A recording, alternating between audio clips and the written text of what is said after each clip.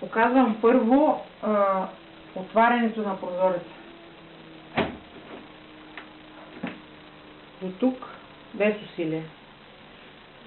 Следваща стъпка за повече отваряне – бутон.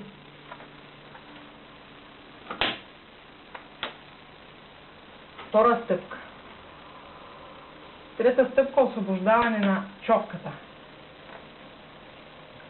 Прозорецът се вдига колкото си щем. Водоравно.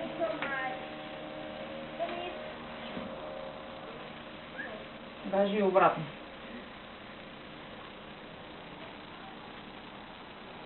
Така, тук.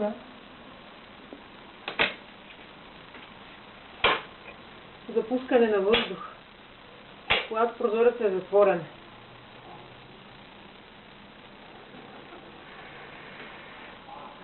Решетка.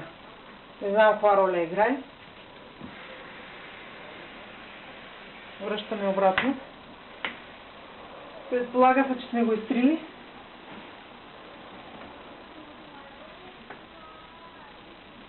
Дърпаме. Заключваме. И край на видеото.